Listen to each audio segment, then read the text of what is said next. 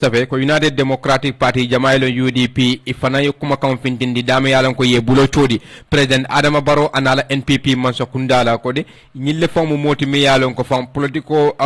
nyomoy balia anim fana democracy ludula banko kanjang ibe a wajabinde kan walla ba tinya kan ya itande kibarol to kuma kan to mi yalan ko UDP ya safe patio nyin ye nyakuya to momen na ye funding kewol arrest nyin banko kan mel findita pour que la balamba itandi ikafo kafo me ko Gambians against looted asset wala Gambianul mi yalan ko ye balamba itandi fengola sunyalo la mi yalan ko fan ya tamole bulo kono o funding kewol wulta ya ye la balamba itandi bari ya itandi fan nyin funding kewol premancha kunda ye bali pamitola wa tinna fan findita pour que la balamba itandi ko la mi yalan ko be den former president ya jamela fengola ye melsta banko kanja ya yitandi UDP brebe diamu kanyu kuma kawala ya fafa e ko police wala balon ka pamito di nyilla wala fa mu nyim problème o be sabula mi yalan ko sembeta menna wala nyim public order act wo kera fenti mi yalan ko fan e ko police wala balambaya wonata ko wajabinde ando ya ma a jawyandi bake andu ye kera fendi mi yalan ko anglais ka me ko abuse of power ye symbol la na tambindi molu kanne ya yitandi hireva ko be nyawonya inspector general police mi yalan ko wala police wala nyaton koti ni atan woy pamito di nyim fondin kewla to no menketa wota kala nyim banko kanja bari ni ajube UDP be commando kekan e ko nyim section of wala nyim luwala nyim tunkun mem section 50 mem public order act ya mume bondi banko la maral kitabo kono UDP ya itandi UDP also voice full support for Ganga e ko ni ajube fan UDP yela fasaro itandi nyim fondin ke kafola milalon ko wolle findita kela balamba itandi ya itandi fan e ko be komale andu ni ajube mol milyalon ko fa wolle ya jamela fengulu sang fondin ko be men kanin kan UDP fanan ko wala muy tello dulati ya fin tol fo moliye asanta nyaadi le anna asanta jolle le ya itandi the party said there are legitimate cause akon ya jube party o nyimbe diamu kam United Democratic Party ko bi jemi alan ka be laari loi kan mi yalan ka mol sula bake membe dendi nyinna andu ya jube loi la maral wo maral kendo memu Democratic Society di wo nyanda kala fente mi yalan ko fa ni mol findita ka itandi me ye sola amanya na tilimbali amanya na tarlaje UDP ya itandi although the government has since released some detainees ko tonya man sakunda ye mel mudata police wala mel arrest ye dol bulale wala ye bulale bado be nyaawonya hansa be continue kam pour kumol be senia membe den ya jamela fewn nyinna mel tuda ko may mel dante ya dante mel ya sang jollela andi ya sang nyaadile wo keda fendi mi yalan kay senia UDP ya itandi the statement for the call for the dropping of all charges UDP be commando ke kam fadan man sakundala ko tumirol ben be la ni funding kewul kam mu charges solti ya doko jolong andim fanan niajube full independent audit ka fo mi yalan ka tetara lorin bulukan wala tetara lorin karakan we sim fata wala we e wolondi melbe kisuro kele ya jamela nyim fengul wafi nyala nyim banko kanjang aya yitande the Barrow administration cannot continue blaming the past regime ako president Barrow la man sakunda altelte continue no la kaya jamela man sakunda ke jalay kuola mili alon ka telefon be o 5 kan kotake bari ni ajube tapalani nakarani jenko mem corruption ti operation kamulu tilimbaliya banko kanjang mi alon ko parti o dandalalo ke mem United Democratic Party ye gambenol kumandi ko fenna mi alon ko taralori ye hakilo tubake ye ke cross lalti ye continue kela nyanto ka kaning anim fana mem transparency lankene mo anin kontibo mem accountability ti United Democratic Party be diamuga UDP statement came as a civil frustration grow e ko UDP ala yin kuma kan natale to momen na mola jigla tewbe wajabi kan nyimbanko kan membe dendi masa kundala lodulala ye ya jamela fenlu mara nyame andu ye wafi nyame akeda fente mi yalan ko ay banko dingu be sula bari UDP be kondo keka e ko ni atanu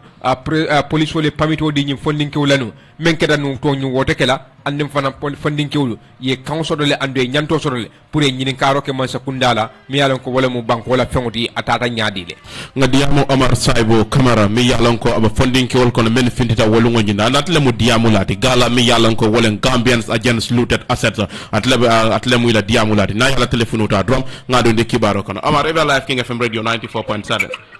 baraka bage Ebrima ne lamo lalde kontona be gambenul kontona bafle ala baraka al nimbara good akamunda ibatara wo aram jatambila police wol yal mutanu andu wanyama fan kabri yal muta yal sindit la kilin tilifula wucho ay wasila to momen na modul fanan finte balambayake kaje ko nal mam bula imanta sela suwo kono yal muta al hala sifa nyaadi le kono wo tilifulol mi yalon kalbenum police kundato anakete itani la mol bala nyaadi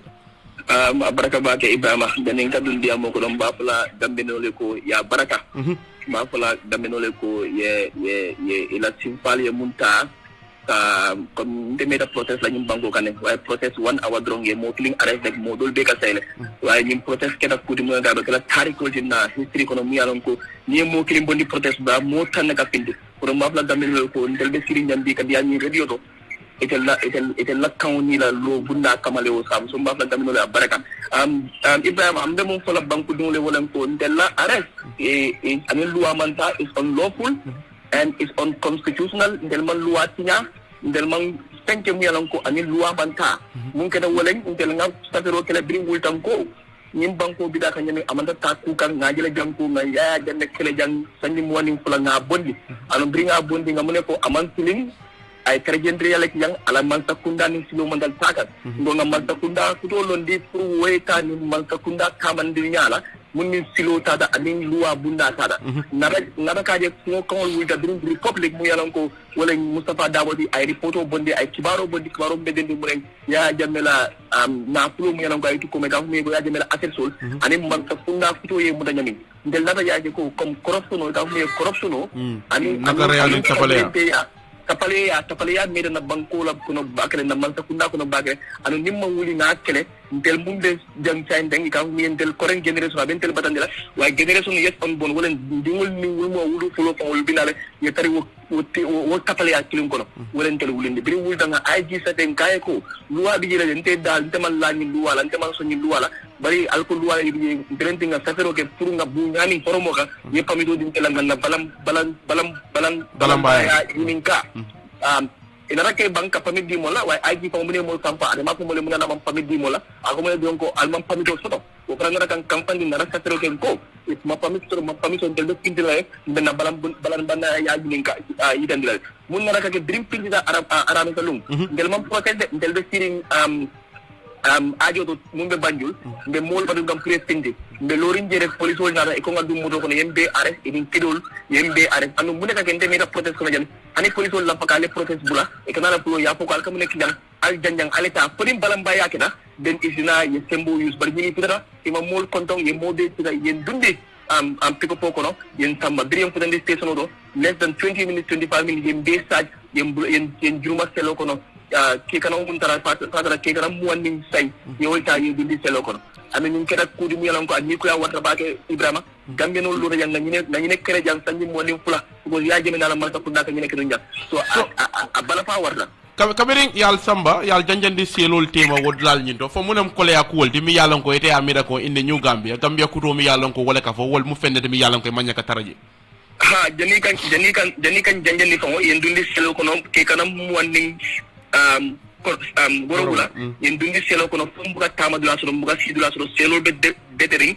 selo mangu fon so fonyo web nadami so mbije fo wularo fo tribulom be sine dron ye bunda le ko alga pindi moto fula londi la yin dayo moto mu yalan ko e ga min tel mu bandiol din criminal ledi ye kidol lon tol kan tan dundi moto ko ne ma fon kan amin tole so bire mol findindi ye mol samba PIU office PIU camp mumbe kaniting mbije yen hand over to the delta PIU la unity ka mu delta wala pare ta combo yo fende tan yaindi tare be kono kan janjandi kesol te may kam nintel mu marchandise wollet narata ni kesol do yemol dundi selol kono selol mu yalan ko la condition man tare bete ari selol mu yalan ko man ñi ñaadu kon de la gambe jang selol normally selol police detention is supposed to be a rehabilitation center selol ndebe dami suta fulo birim ndo selol kono selol man tare in good shape ngalla concrete ko le kanim basul duma so mo le brinna loyal na raka matriso di molla am di jere ye mol samba on comunicado bugam moje mo bugam call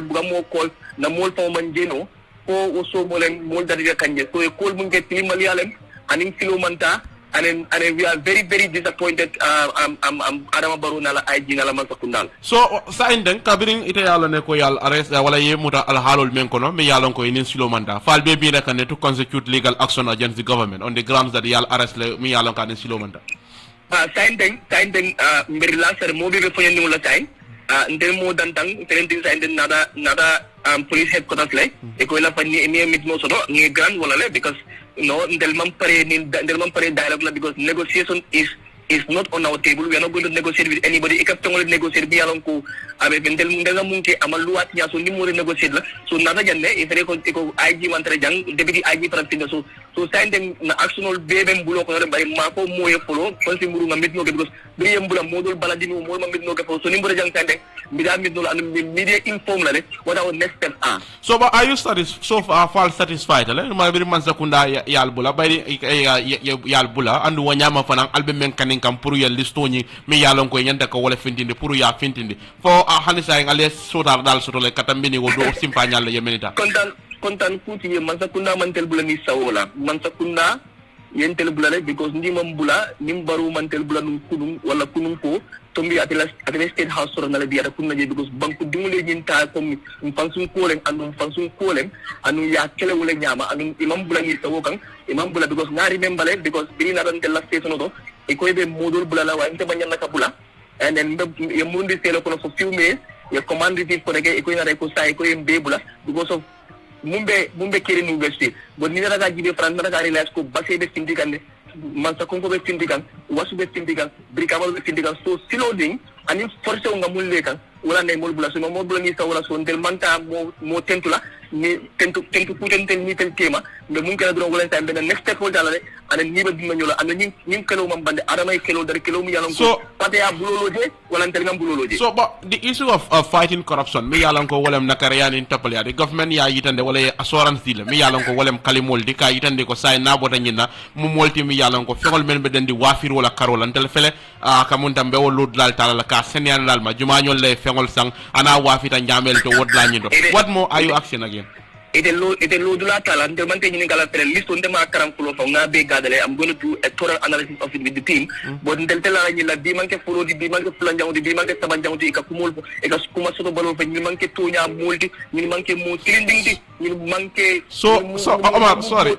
say natara nun ko like akamunda kacal to mi yalan ko albe wolle kala wala lim police wol mi yalan ko kacal albe wolle kala ngamira initially di alla lod la momenti wolem pour al mo molti mi yalan ko alla fa menna wolem kaje ko man sekunda e tol bondi fengol mi yalan ko wolle wa fi da pour al ye wol bondi na say ni man sekunda e tol nyim bondi albe nyini kala mun la ko de tol mum bondi da tel man la o tol la foka parentel ma mo tole bondi da mande ko le a comprehensive report must accompany the list ni ko comprehensive report wolem pois kuma kawol ko mun yalan ko safiro bondi safiro mun yalan ko o asitol kapta nyoma nyaadile e wati nyaadile e wati juba wa iba mo ba sana marse ko no ayanda ka sanjele la the value of the asset water so ye listo da mala bondi antel man la listo da mala we want a comprehensive report to accompany the list of all the transactions and the selling and buying and everything surrounding it.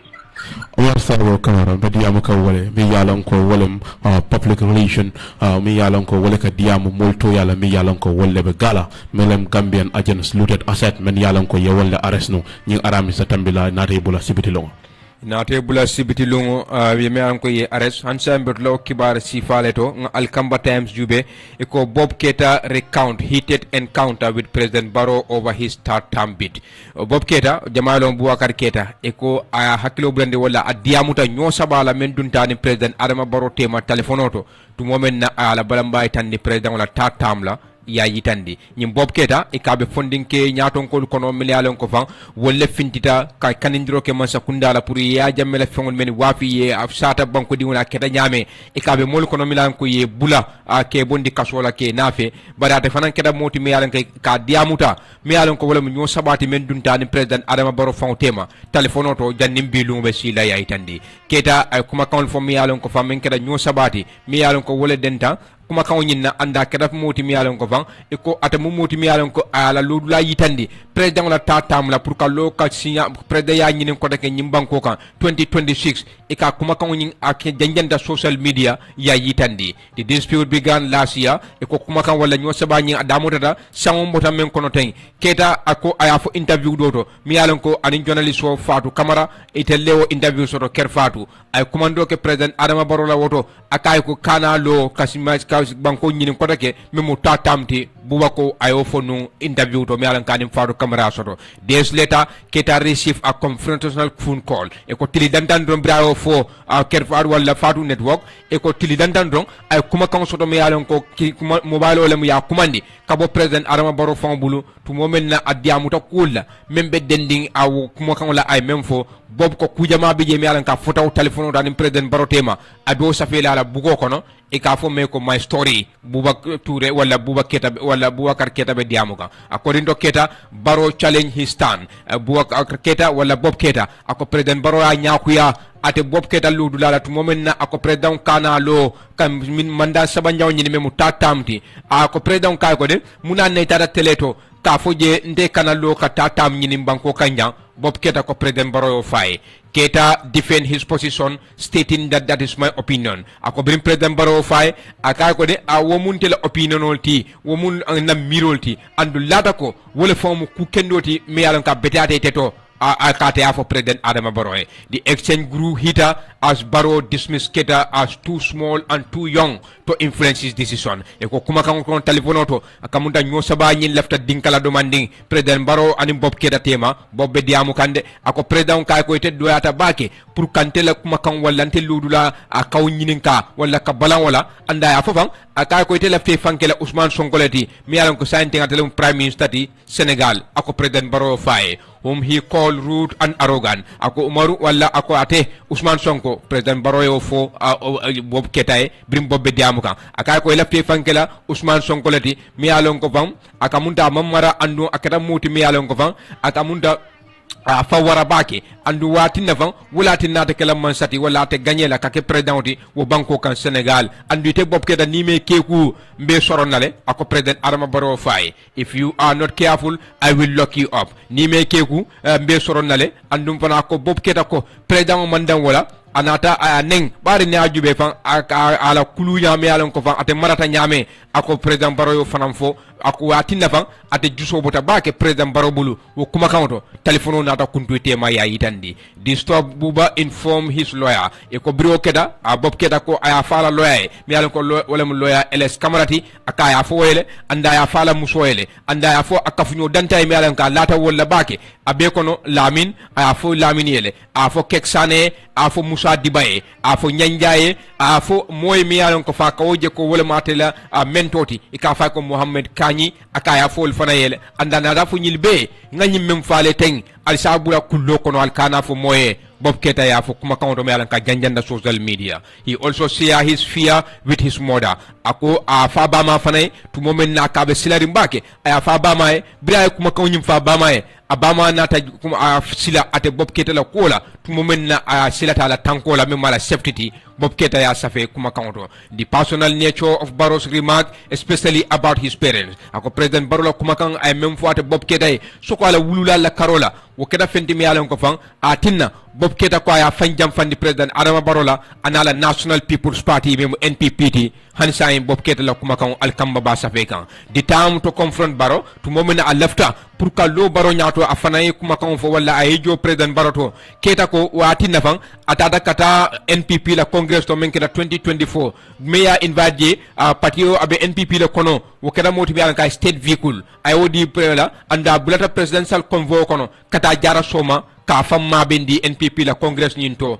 Boubacar Keta be diamu kan his arrival drew intense media scrutiny e ko brim Bob freda wo congress to akara fendi mi ko kibar bundal be nyata nyalo taka wonyim Boubacar Keta kan anda la natalo janjanta social media to momena anin deputy party leader wala anin deputy speaker Sidi Njai anin modo ka me ko Amadou wonada ke fendi mi ko fam mo jama nyatu dal worim Bob kan wo congress to mi ko ye wala ke Jarra soma ya yitandi however Keta plan to address Barrow directly has proved by the events logistic bari ko bere ate Boubacar Keta ala feka diamu Barrow enu nyani nya bari akamunta kulata nyame watola wo congress to atina fa amo sotono Boubacar Keta ko ate jomol lingu wala frustrated lingu anata bo parti wala congress dulaje aseda bari meya sija manna o sotono kadiam president Barrow nyani nya angele ka me ko face to face Keta face sharp criticism from activities e ko ala o tawo congress to mo jamana ta jalay abol kono ma Jane Gwali Junior Sisla anim Fatou Diagne ñil be keda moti mi alan ko Buba Jalay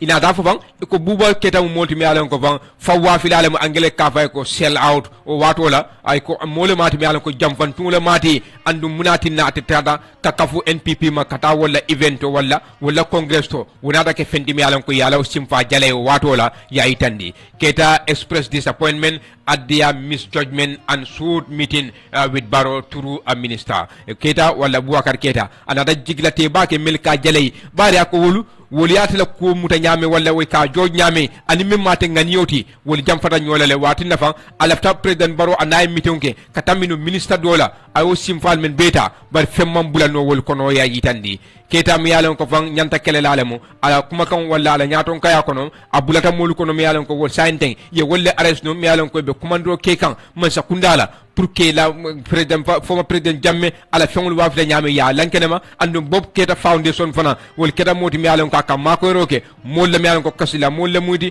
pour ka falindiro ke kaso be laari nyame banko kan me prison reform to ya yitandi he is nearly 2 years detention in mile 2 prison or of rape case e ko sanji fula mi yalan ka binawo sila bop ya marandi kasola tu wala ya tu ya soron kasola tu momen ya tumi kay nyapin kawle ke musola wato la ya yitandi inar kiti bu nata bula angele ka me ko acute wo keda fenti mi yalan ko fan a continueta ala jitandiro la mi yalan ko wala mu kamulu ka kidi o ka kiwaro di mo lay tandi today's release has regained a debate about political freedom e ko bi mi yalan ko fan wala bob keta ñu kuma kawon men wañar ten akada fenti mi yalan ko fan ay mo jama datu yellin kuma kawto mi yalan ko wala political freedom oti politico tram fambulo membe nyim banko kanjan to momen na fa president Adama Barrow la tatam me pour ka loko de ka man sa nyini aka men ke fendi mi akada fendi mi yalan ka diamo be siari yayi tandi his statement keta test for the disclose e kala kuma kan mi yalan ko fan ke Boubacar Keta yayi tandi kuma fan abe kumol kono mi yalan ko 2022 mitimo mi yalan ka ni president Barrow ya ke bring aboda prison ako fana abo fana folal mi yalan ka bina abe tarla part 2 part 3 and part 4 abe tarla la tariko ko no mi yalan ka ba safela bring aboda kasola fana ni president Barrow sita kuma kan men fo Bob Keta ka bo fana safela bari ko Boubacar Keta jamalom Bob Keta e ka kuma kan janjandi social media kibar bundali ya taje tumame na ko president Adama Barrow ya kuma di telephone oto bring ate interview soto ani Fatou Camara Fatou network dame yalam ka ala miro yitandi ko president Barrow manyana lola ka tatamke president Barrow kay ko te doyatal de pour ka fonte ite mu moti mi yalam ko ban ilafte fankela ko Ousmane Sonko be nyame imam mara atinna fan wo Ousmane Sonko wala na ate kala man sati Sénégal ina dafa ban Bob Keta ko kumodul fay mi yalam ko wala ma kulunyati wonata juso bondi bake akabe jola president Barrow to wala si congress to mi yalon ko fay yake mansa konko baraman president Adama Barrow jeno hanbe katenden kibaro la jare boss Dabo discredits in-law Bob Keta's false statement against the president. The standard wala ya bondi ko me yalon ko wolem nyaton ko the Gambia Revenue Authority Yankuba Dabo e ka mum wolti mi yalon ko abitan na kuma kan memo Abubakar Bob Keta ayo fani yandile tumo mi yalon ko waya fole ko nyo sabodu nda anim president Adama Barrow tema dama yalon ko president Adama Barrow aya tumi ka mum wolti mi yalon ko ay kuma kan wala fay attaquant mi yalon ko kabra bakela Senegal la prime minister memo Ousmane Sonko de ay wo fanan dundije Yankuba Dabo ko kumo mu fenneti mi yalon ko amman soto tumo men ne ko de akunu somanda kuma kan mi yalon ka standard yatala Dabo ba foka wato mena safero to mi yalon ko ay woleke akode ni wati ngol kono jaman la bongo do safero kenaje dama yalon ko Mr Boubacar Keta mi yalon ko wolem Bob Keta de akeda moti mi yalon ko ay kuma fo mi yalon ko amman soto ko ñoo sabo dunta ani his excellency president Adama Barrow tema alo kuma kan mi yalon ko ay wofo da tilimbal ya kono ay akele pour ka to mura ka kuma fo mi yalon ko amman soto ya itande as the individual by the tele moti mi yalon ko fa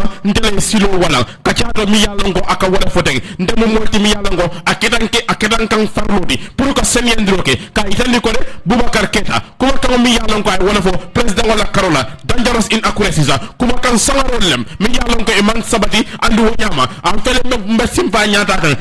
bambandiroke kenne yala mi yalon ko wala be president wala office wala ya itande atumo mena Yankuba Dabo ba itandika akon yajibe akamunda Mr Keta ala kuma kan to mi yalon ko ay wala fo ko private mi yalon ko mu kullo kacalati mi yalon ko fa akama na labang nyo sabola atenin president o tema nyimu kumalti mi yalon ko aman sodo to jaaje keso man taraje ay itande the conversation he reference was initiated by me ay batala ko de kacha mi yalon ko ay wala fo ndele moti mi yalon ko ndele silo wala pour way ken na suwo kono Yankuba Dabo ba itande itandika dama yalan ko Mr. Keta anata aka lafta anin president ke kilinti anin nyin dinkra nyin do ya itande janni wo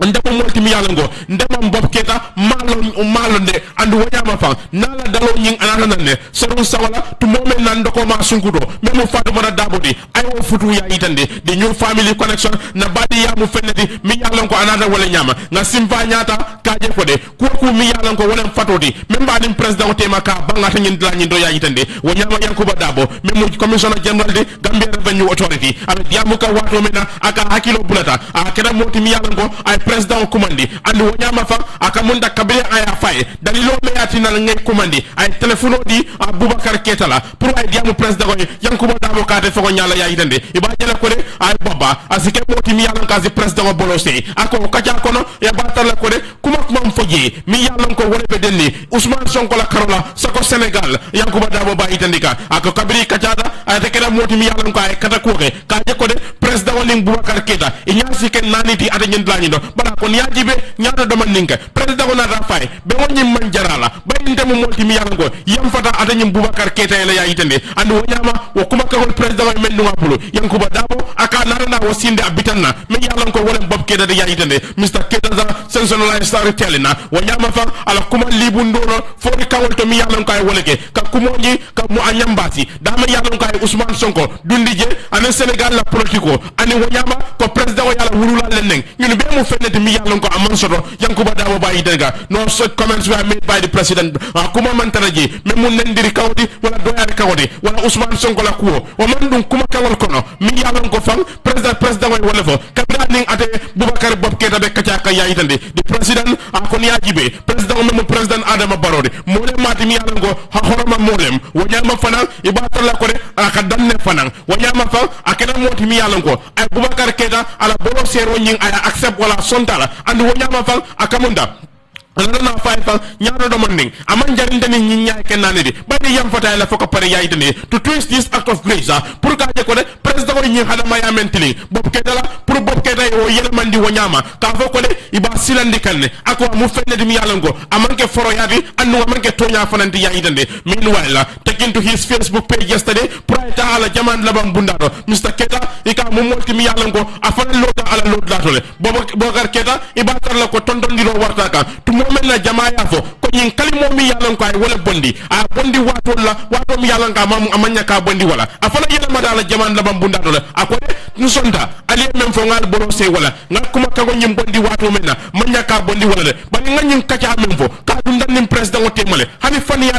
jaaje ke so man taraji wanyama fal mbelola a na kuma ka wo fe fon na ni ji la no ngam men fo ay wala fo nye ya itande he however admitted the timing of the initial meeting akode ibatalla kalimo nyi nga findindi wato mena wato nyi ma hawla maya nsonda wala de ngal borose wala la yayitende Keita was among the score of youth e ko batala ko de Bob Keita abe funding ke wala kono ye meni muda nyi arabisa tamila andu wonyama fa weekend wonyi kono ya dama yalon ko funding ke wol finde bala mbayake ka itandi ko de ye bula to momi yalon kay man kontani ya jame ala fewol ye wa fi nyame e ka kere dibo re kono ya itandi ata nyin dinkrani do bar kibaro ko me yitandi wala yankuba dabo mi yalon ko Boubacar Bob Keita bitanne mode e ka fintana ne adiamuda ko to momena ako kachami yalon ko Bob Keita e wala fo ko dum dalen president otema atele silo wala pour weke anda tele yala mobile ota ay president commande ka kachani ko ngofa e mobile odi Bob Keita la wato nyina pranim president o diamu to momena wala ftanim president o ke kelinde ako wala ya saba fintana ka seniyandiro ke kuma kan wala ka men commande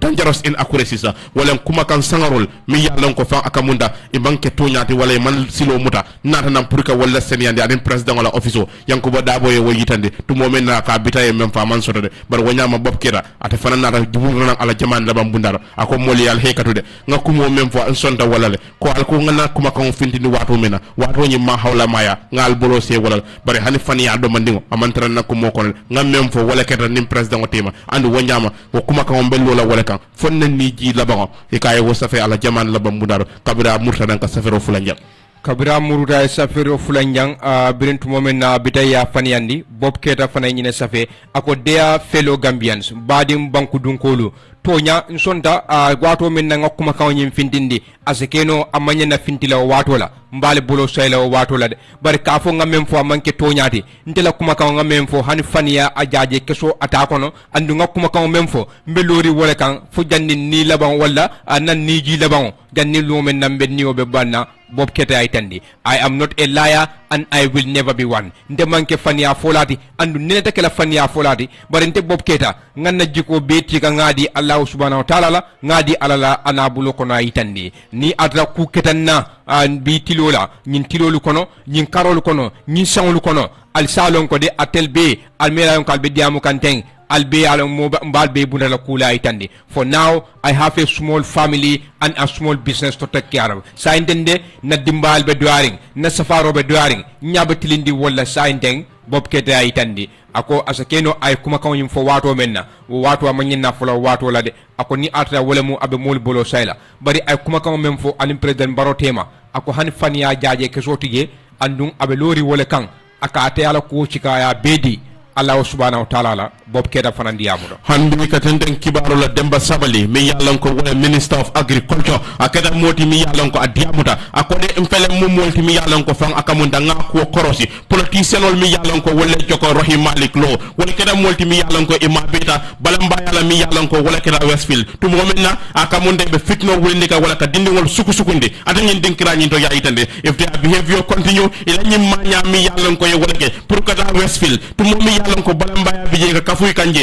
mbe kala molti mi yalan ko mbe nyankon nange dundi selo kono Demba Sabali bayitandika ako foyte mu molti mi yalan ko e mu meyolti ba ciamano le mudiba luwa mu fende mi yalan ka ka nyanta ka tama mo morning kam banko kanja ya itande ako wonyaba nga politicien oje men jogo esa fal nga fananje abe non dindi wol kono a tumo wala kala moti mi yalan ka bula dindi wol noma kada police station wol do andu ngade Westfield la fana ya itande a tumo men yalan ko we are instead of encouraging them to respect law pour ki ka fodi ngole alluwa bunya atengen dinkrani do e be wol jambarandi kan kan wonta yalla ndi banko nyin kanja ya itande mo mantara luwa e sandola ni esa fal na muruta kodeke Westfield ka balamba yake atengen dinkrani do mansa kunda MPP men nyaton kaya iba nyankon na wala ke hankofa wanyama fana mba sambala nga dundi sino kono Demba Sabali yofa ala ko mo nyimandi adi right activist yede memo madi jobatete to mo mena Demba Sabali adiamu da Rahim Malik Lo anim fana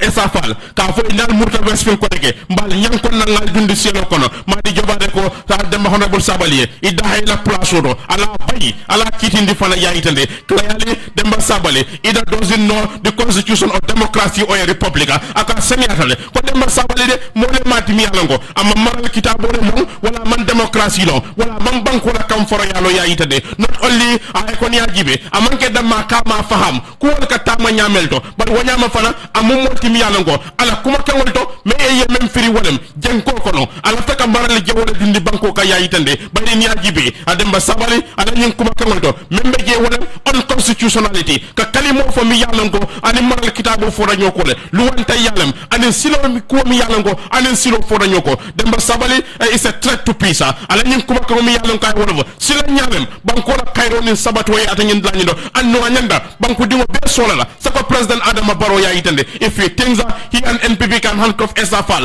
Rahim Malik Lo or anyone else, akode ni ajibe ibatala kode ni Demba Sabali yamira Esafal wala tuba Rahim Malik Lo isi wal nyankon nole wala momo nyimbanko kan atanyin dinkrani do wanyama fal akamunda mu fenedi mi yalanko ko mi yalanko ani luwante yalem ala feka wala tutundi banko ka yayidene I put it to Demba Sabali that citizen including politicians have a constitutional right mfele mba fola Honorable Sabali ka fa kode politician wala bankuding wa bankuding abe ko politician ye nyanto sodole bang ma kitabo la karola bankudi ya karola pour ye dabula balam baya ko banko kanja ya yidale just as he can stand over with a microphone to swing over pour ka je ko de ade Demba Sabali as he findi no la microphone ta ay kuma ka wol fani ka mo nyom politician ke doya wala ke kajafi wonyande kiri wol be bankudi ko tegol fanam bul pour ya keno ya yidale he is not only threatening opponent but further his remarks are real incitement to violence akode Demba Sabali amu molti mi yalango ado nol politiko la karola amantara ka wal damma silandi ba la nyin kalimol nyi fenne mi yalango silan nyaale mati banko la tanku ngona la sabato ya atanyin dinkira nyin to ya yitande ani bi madi jabate aba foka watu mena akon yajibe ibata la ko de aluro flow luwala ma lo mu fenedi mi yalon ka yente kalon only the court can set a person into jail kiki bu wada mala si mo samano joy kaso bu nyinto wanyama katamini luwa sirol mi yalon ko yalande saying anything else na tara ko mi yalon ko yewole fo menni woman killing fitna wulinde ko molem wanyama fana luwanta yay lafta wala tutula banko ka yayina was for him to call for the arrest and imprisonment of any citizen willfully tantamount to encouraging attack ibata la ko de kuma kam mi yalon ko ay wala fo men joko nyin sifa ka banku dingo muda ka nyankon ka dundi kaso bu nyin kono ani men ka jande wala fitna wulindo ani luwatinya and wonyama dem sabali nyanda ke daha la place ro atariya na nyame therefore I call on IGP Sidi Muta Toure to immediately arrest dem sabali for the anarchy mbale mbas commando kala police wala ke bale memo Sidi Muta Toure di ka fay ko de dem sabali aya muta wonyama fana ay bayri mole madi banko moral kitabu ay woltinya I call on President Barrow to immediately dismiss them sabali for encouraging mob justice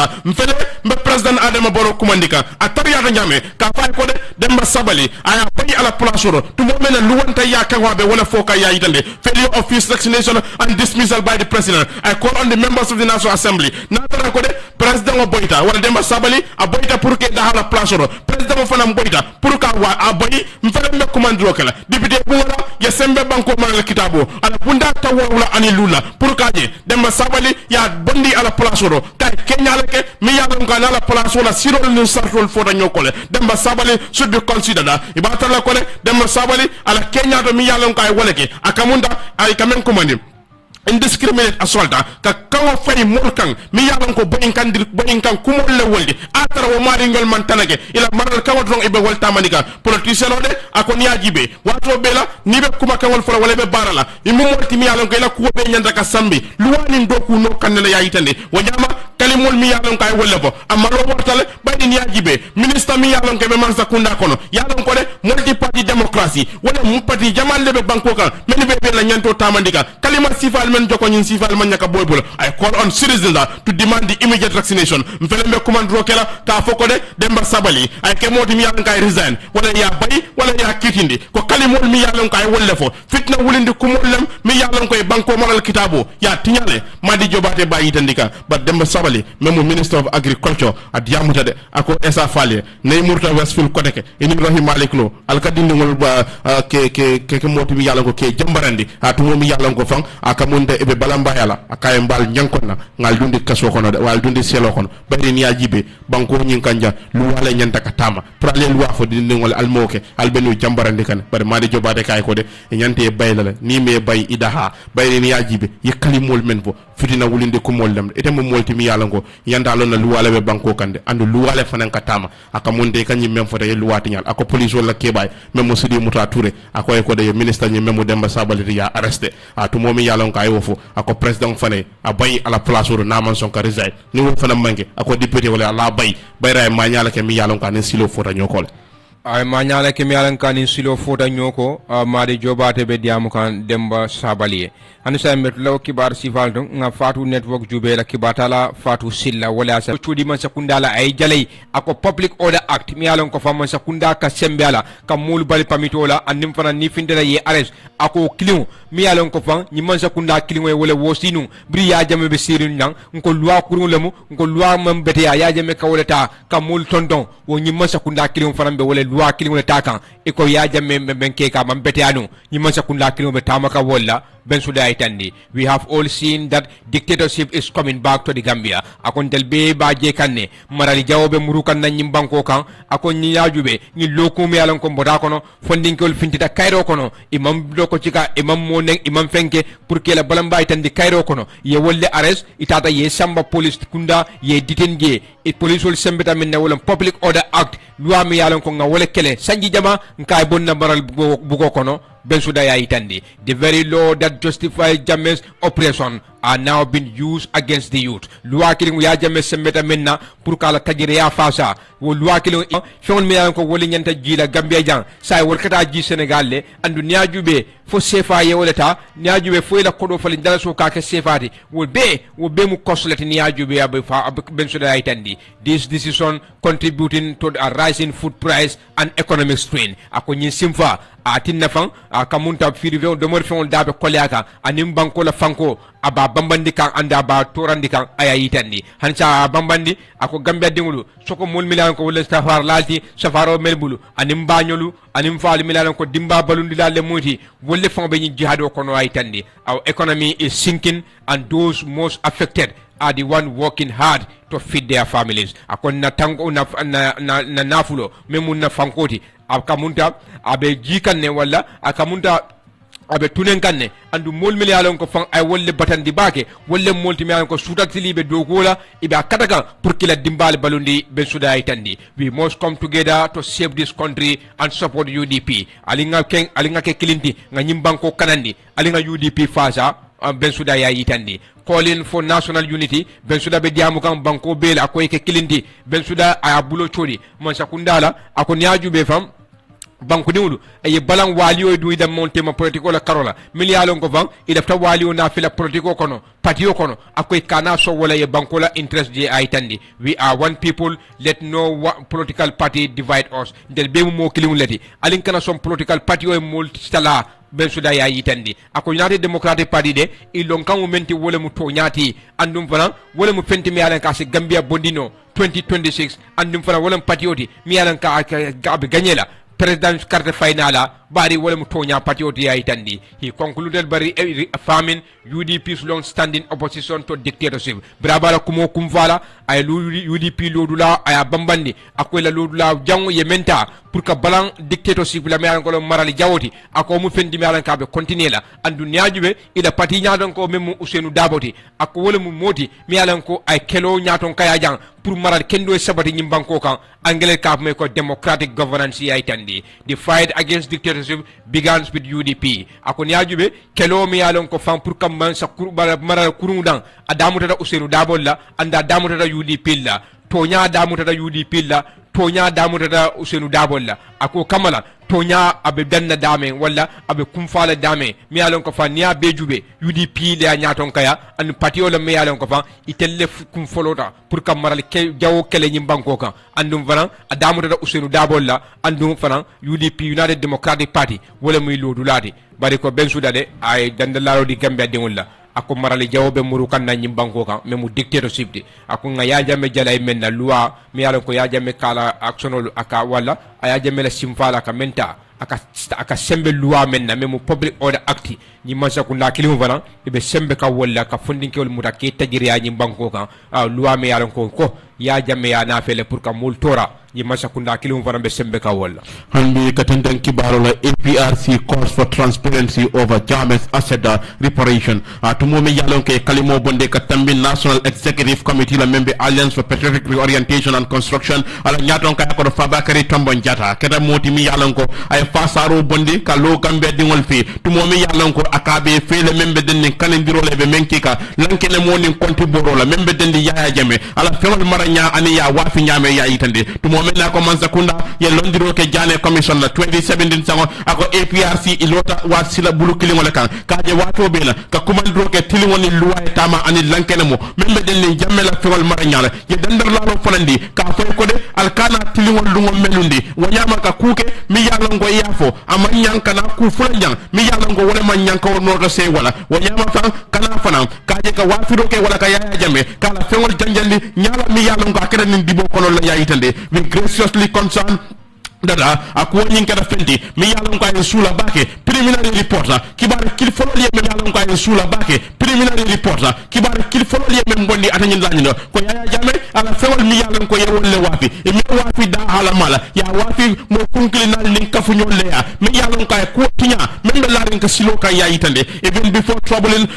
mi yalon ko wala fo jikla teyo warta abeti wala ministry bunda me marta pili wala karola ila balamba ya gambe dingol bulo kono pour ka bondiroke Yaya Jammeh ala fewol ye wafi nyaadile ye mara nyaadile anim fala ye men yalon kay bulu lata wolle ka pour ka senyande APRC is particularly concerned APRC ko de akwa ye sula bake mi yalon ko wala bedende selected group dantam mi yalon ko ye wolle tombon ka fokono men yalon ko wolle man toro soro Yaya Jammeh la mara lo kono to momena TRC be kering atanyin dinkirani do wanyama fa millions of dollars e ko batala ko de dalasi million jamal biji ye wojo mo kunkili naliya atanyin dinkirani do a true victim center kata minin victim center la atanyin din kranito dame yalan ko fam akamunda jannen TRRC ibena do ko fam kum fala ya yidande ko kana tuku bila nyimmol mi yalan ko wala nyin ko do nyimmuda ko do mi yalan ko wala ditela jama man kulo nje ya yidande repeated request by APRC for the publication of the release iko APRC ya ko 5 ans ka fay ko re alisto nyimbondi ye tulo fayla kuma kan woni na ya yidande if national accountability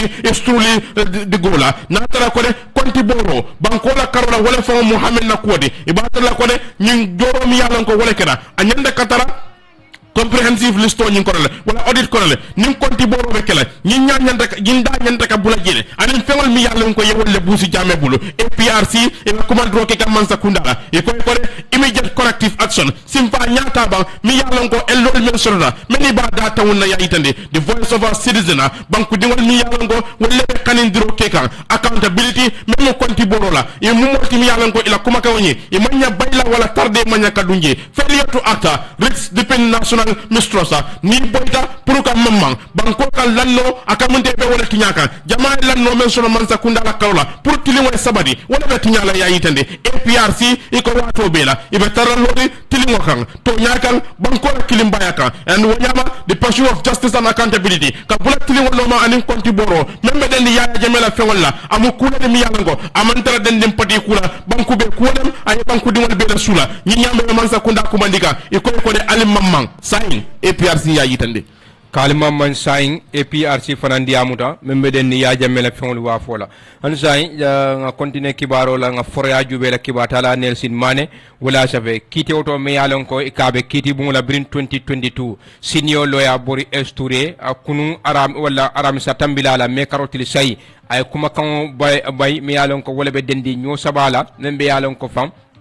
attorney general ani on sakundala bundale pour que dunde kito nyin kono mi yalon ko wole be dendin dispute la rongo ani molbe kono mi yalon ko fa ay wolle samba kito la keno do la koto mi yalon ko rongo ko ala dimba mo le tamu ya yitandi the motion filed by lawyer Keba Sanyang e ko kuma kan nyi me ya si kiti bumula wala lawyer Keba Sanyandi wole kanindiro ke kiti bumula kode niajube kito mi yalon ko rongo ba kono ako niajube fa department of physical planning inyanta wol fanan la fala jele anin department of lands wol nyanta bulala samono nyin konole mi yalon ko wala be den nin court process nyinna Keba Sanya ya itandi kuma kanro sibul sud ni mi yalon ko fa mi ya si kiti bula wala Mamadou Lamin Jaju jamalon rongo ade karamoti mi yalon ko July karo kono til muang anin say mi yalon ko lon 28 July 2022 andu niajube fa mo tang ani worwula ay wolle samba kiti wala abe kono bakare bojang jamalon babay ani alkalo mi yalon ko wolle be lamen alkalo membe makumbaya alkalo membe kubar ko ani mo koton ya yitandi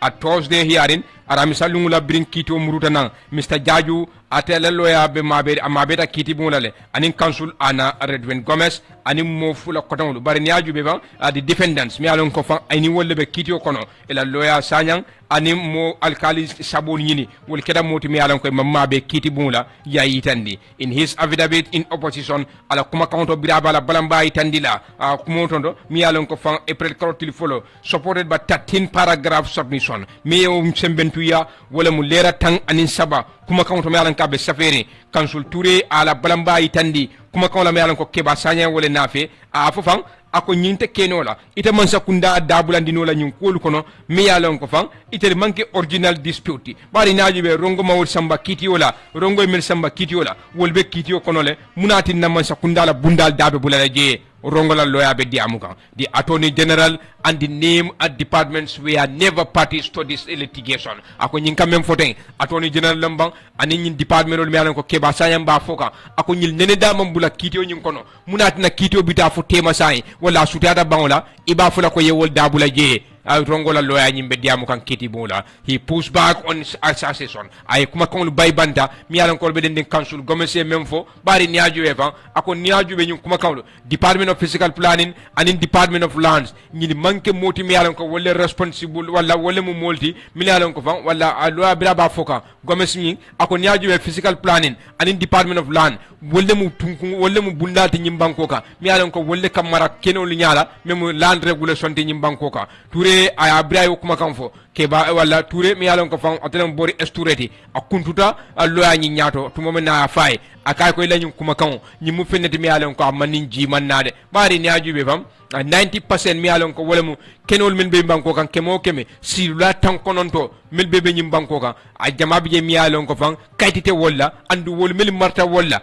local community di yaitandi most freelance has no connection whatsoever to the department of land ako jama bi mi yalon ko anglais ka fa ko freelance ownership jama bi fam woni department of land fa ma nyoma fenna nyim banko ka yaitandi Touré abala balamba itandi ka hansai ako man sakunda isi lo la mentay lanta dango do ata bagi bari ni ajube land ownership wala mu kenol taya nyimbanko kanja anaka dinyamen abe primarily abe mel ko to wala mu man sakunda la layout mi yalon ko fa dantal nabi mi yalon ko man sakunda bulobe wolle kono man sakunda la taya akamunda be dandin dulale la banjun lemu makadri island anin dula ko tawol mi yalon ko febe banko ka akobar najube the rest belongs to the indigenous community jama bi mi yalon ko fa kabilo le tamu satewol to tare nyimbanko kan aya yitandi. He emphasized that the Attorney General cannot be compelled to participate in a matter unless government institution has been sued. Akoni ajube nyinka mem foten Attorney General moto wol forcé no la ke dabula kitio kono fo ni atra yemma sakunda fon la bundal yewol le samba kitio la wato lebe Attorney General bulal dabula leje bari rongo mam wol samba kitio la munatina ala lawyer ba fola wala munatina nyilla lawyer ba fola yemma sakunda la bundal dabula ndije bari rongo ni masakunda mantra kitio la aya itandi. In this case, no such claim has been made against any government office. Wakamala, until Mamma Sakunda la Bunda Samba Kitiola, until Nimman Samantra Kitiola, Munati Namansa Dabe Bulaje, until Bekumando Kela, King Kitibula, po Kaitan Dilavan, Nin Molia ko Rongo Wole Samba Kitiola, Lanin Loya, I nin Keledron, Puka Mola Time US, Mialan Kolem, delaying tactics, Abole Keka, Puka Wato Jani, Bari Rongo, Animan Samantra Kitiola, Munati Namansa Dabe Bulaje. Ala lawyer be diamu ka toyala. This application lack merit, is not made in good faith and serve only to waste the court time. Ako niajube rongo ko nyil wala rongo la lawyer ko nyin kamen keteng amanna aninga ni yakende manna andu niajube amantala lorin to nyakan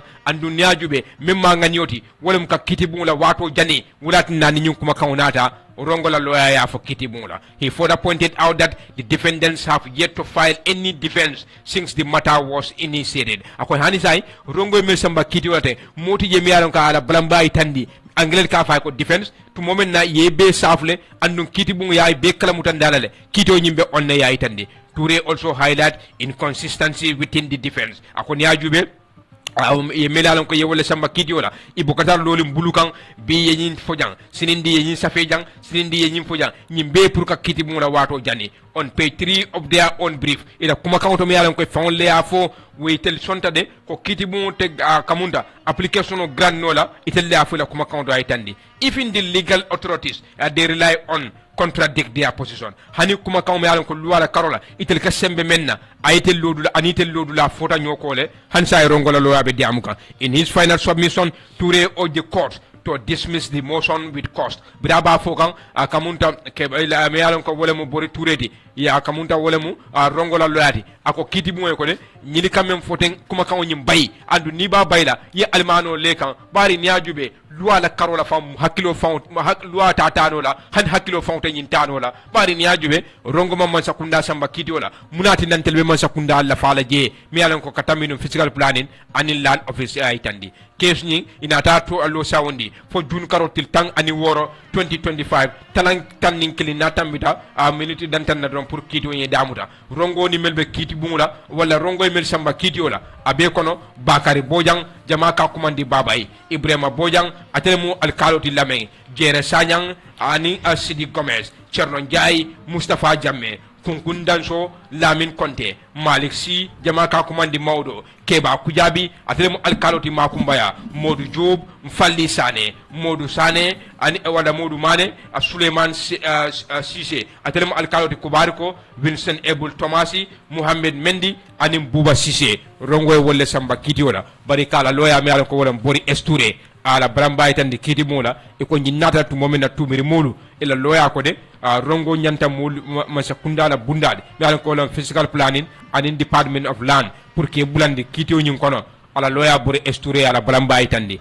akoy ko de munati na rongo bol blanda kitio kono bari rongo mawol samba kitio la ay mel tamba kitio la wol to bi jele munati na be nyi blanda je abe nyi ke kanne pour ka kiti bungula wato jani memu delay tactisti ala loya ya fo kiti bungula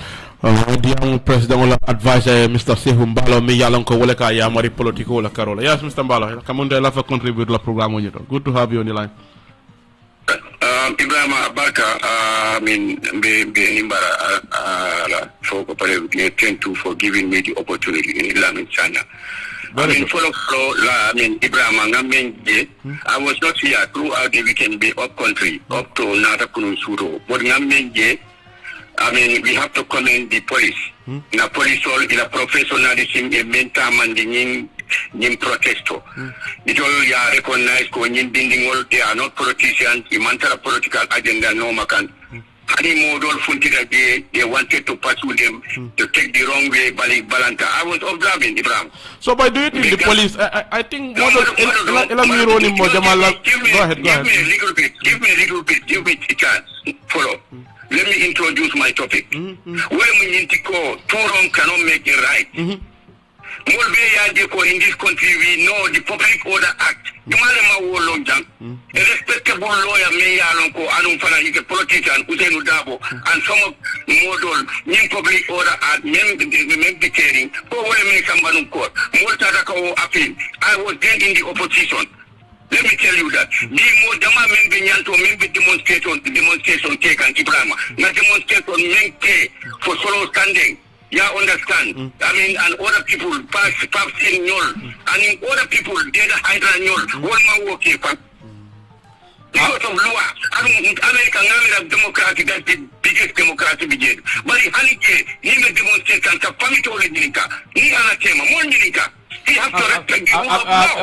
Mr. Mbalo mol ka mem fo wala mu abari te fanko benu opposition ne albe ñu kuma kan ala ya bayle no mem ñu Public Order Act mol ka mem fo wala mu ñu mo sakunda yo mo sakunda jo jalay wala le ko ya jame kala actionol justify wo Public Order killing la al fanam be loi killing la use kan ka mol bal pamido la ni findida allié arrest ka foko ale loi tinyale imamela mo sakunda as responsible government al ñi loi killing atel ñanda tamara wala ko dagi ale men jalay for the past years.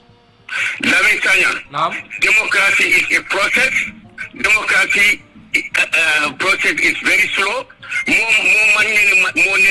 mira the day will come. Many along call more be funtila na dindingol na doma nyol na dingol be funtila tente kelela. Tomale wo mira no dan what time de gan hani marcho ko ni ta ko bi marcho mandia you are in mile 2. So tomale wo mira no dan what be what we are hearing, we have to praise the President of the Republic. Baro definitely have a democracy Mandinka in this region. We are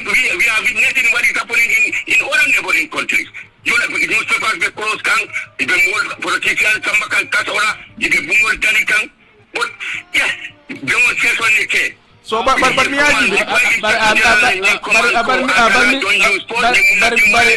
are our brothers, these are our nephews. I am very happy with the way our democracy is moving. But Mr. Mbalo, del be wala kele including yourself. Ite fangbe mol kono me alan koy balante wala ni adra bi ite ba wo fokanja mo se jahali woto ite ka mune fonun komando e ka mam betianu sai ni aga mam betianu kunu ate betianu la bi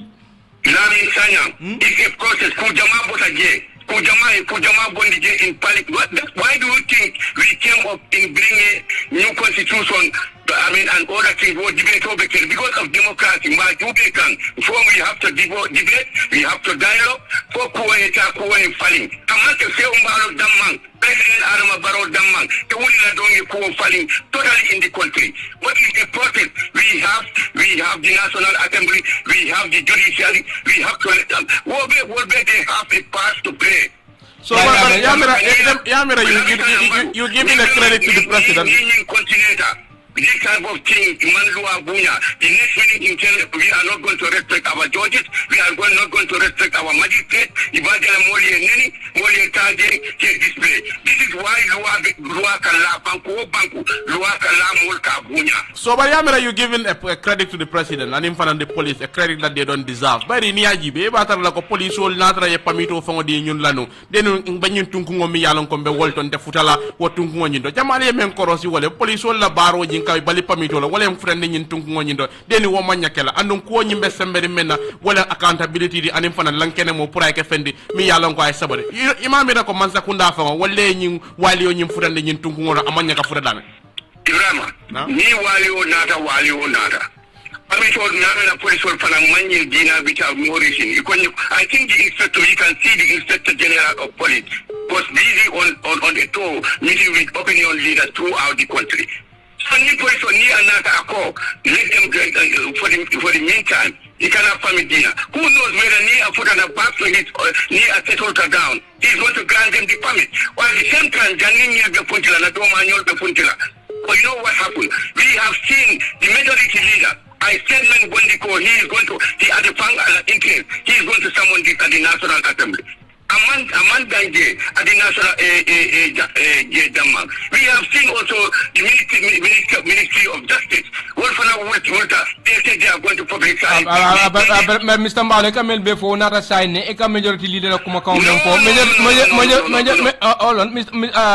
majority leader la kuma kaunatale birin to moment republic cool wanyari. Sanji say abe dibide bungula I muna amao foje. Attorney General Sanji Joliba ñinin kala tol findindi wafirlal mele wafiroke itol findinda me findin brin kibar bunda ñi wañar la mutel be findita nam purgut kanyil be fo andika même fo police wol la karola police wol man dalila fo munad ne ma ñil bal pamitola ne record jube pamitol men be apply da jang milalan ko police wol le pamit garanti abe ketale kayra nin kayra molu katale ka time mem fo ka dispatch say suwo ko brin police wol balanda ka pamit di wole ñun ko be triga e ati do think police affair Lamin Sanyang Badu. Yage. Nin permission la ko. For you want to tell me it might be police almost the top branch. They are all on to immediately tola. But police will more for reason, police will more reason for the Munane Yebal Pamito. But no, you have to become a member of Jafka. Now, Mechanic Donadomano and in Marine will demonstrate. I think they saw the top branches. They are on top. So what does that mean? What does that mean? What am I need to go? Need to hold down. They might get a permit. You don't want for me and other people want for these things. You mean cutting Yanta Funtila through a permit. That comment is actually fair because Niajibe Niko police chain of command lebije doesn't necessarily mean when the IGP katamala kata money banko e bandela foka police stop from executing their duties. Na mandaraje mole bala plazo and that person should be capable enough to call a plazo oversee Janakana. That's not a genuine excuse. Woman to general excuse. But if having in a radio, there are certain steps you have to wait for the management. Would you agree with me that the government of the Gambia, they could have done better? This is not a political issue. That's why it will be distant ourselves. Did you see any politician involving in this, anybody in the government? We left this entirely in the hands of the security, with the police, because we know they are professional, they know how to deal with this. They were very respectful, they are local and they are citizens. And we have to commend them. I'm not going for but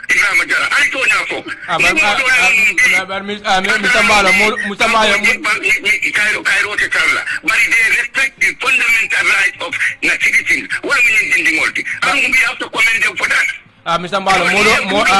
Mr. Mbalo, let us talk to them, let us dialogue with them,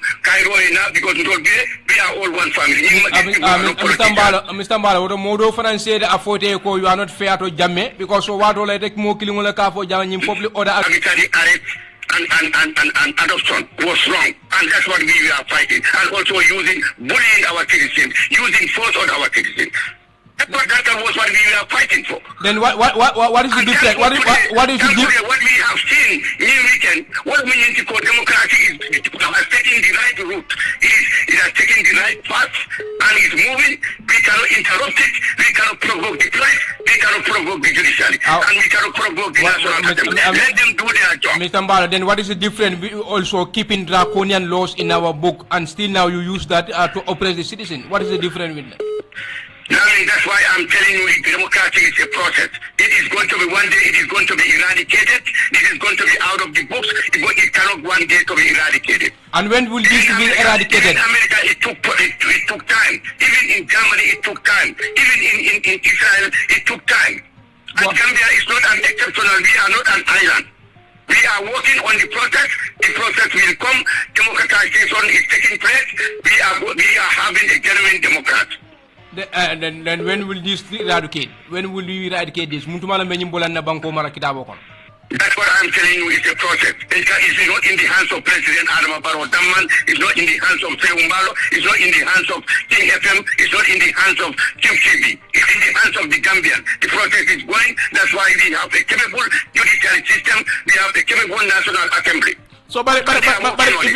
do you think the government is interested in the Purukan Lua Nimbon? By the central body bula deputy, Suleiman Sao, I simpanya dala Purukan Lua Falin, deputy old Mafasa, may Yalongo, but I didn't president la Caroni, the may Yalongo, will never deputy Bungajindo. Nico Mansakula is keen Puruka Lua Lunkiling of a Falin. I mean, it's a matter of the